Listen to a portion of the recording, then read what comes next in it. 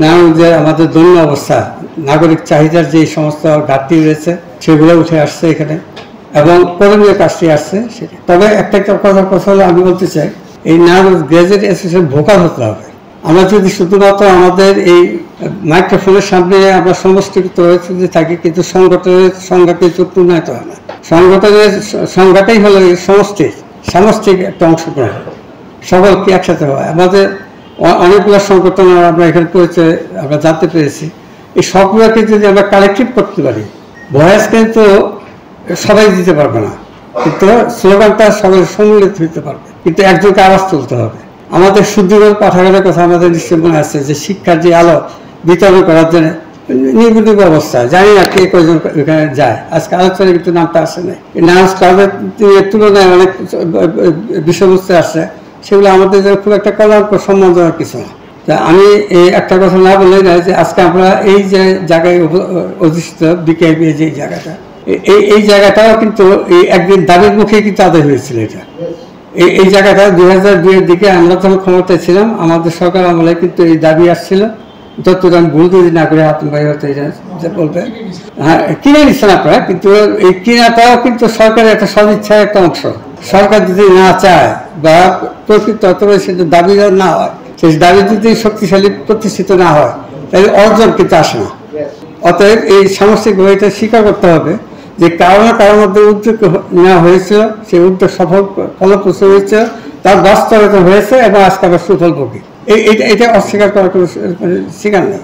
আর আমি আমার এবিলিটি সম্বন্ধে বলতে চাই না, কারণ আমি যেটা রাজনীতি করি, আমার এখানে কৈফিয়তের প্রশ্ন আসবে, রাজনীতি চলে আসবে, রাজনীতি। তবে আমি এতটুকু আপনাকে আশ্বস্ত করতে পারি যে আমার কর্মকালে যারা আপনারা সাক্ষী রয়েছেন এখানে, আমার যদি কখনো সেই রকম সুযোগ আসে, ইনশাল্লাহ আমি কাজের লোক, চেষ্টা করি কাজ করার জন্য। সফল ব্যর্থতা থাকবেই মানব জীবনের মধ্যে, কেউ পূর্ণতা লাভ করতে পারবে না, কেউ গ্যারান্টি বলতে পারবে না। তবে আমি আশ্বস্ত করতে পারি যে আমার যদি করণীয় কিছু থাকে, ইনশাল্লাহ আমাকে আপনার কাজে লাগাবেন। আর একটা দুর্বল সত্য কথা, খুব দুঃখের সাথে বলতে হয় যে আসলে আমাদের নারায়ণগঞ্জে যারা অধিবাসী, যারা নাগরিক, যারা জন্মগ্রহণকারী, বিভিন্ন পদে যারা উচ্চ পদে আছে, তাদেরকে কিন্তু আসলেই পাওয়া যায় না।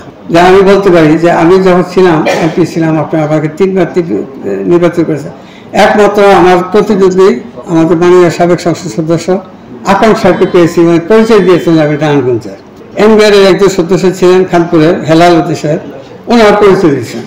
আসলে কিন্তু কাজ করতে গেলে কিন্তু নিজস্ব এলাকার লোক, নিজস্ব লোক না হলে কিন্তু কাজ আদায় করতে খুব কঠিন। গ্রাজুয়েট অ্যাসোসিয়েশনের একটা নবযাত্রা শুরু হচ্ছে আজকে থেকে। আমরা আশা করব আমরা যে নতুন যে কার্যকরী পরিষদটা বা নির্বাহী পরিষদটা আমরা ঘোষণা করব আজকে, তাদেরকে আমরা আগামী দিনগুলিতে গ্রাজুয়েট অ্যাসোসিয়েশনের প্রতিটি কর্মকাণ্ডে সক্রিয়ভাবে অন্তত আমি আশা করব যে সবাইকে যেন আমি পাই। ওভারসিজ সদস্যের কথা বলেছেন আইব ভাই বোধহয়, ওভারসিজ সদস্যের ব্যাপারে আমরা একজনকে ওভারসিজ নিউ ইয়র্কে আছে একজন, সে খুব ইন্টারেস্টেড আমাদের সাথে গ্রাজুয়েট অ্যাসোসিয়েশনের মেম্বার, তাকে আমরা আমাদের কমিটিতে নিতে পারি এবং আপনাকে স্পেশালি আমরা উপদেষ্টাদের মধ্যে থেকে এই জায়গাটা লুক আফটার করার জন্য আপনাকে আমরা দায়িত্ব দিতে চাই। আপনি এই জায়গাটাকে সমৃদ্ধ করবেন। অফিসের কথা বলা হয়েছে, আমার মনে হয় এই আমাদের প্রায়োরিটি যে বলেছেন যে অনেক কাজ দেওয়ার দরকার নেই, প্রায়োরিটি সেট করতে হবে। আমার মনে হয় প্রথম প্রায়োরিটি হবে আমাদেরকে অফিসের ব্যাপারটা।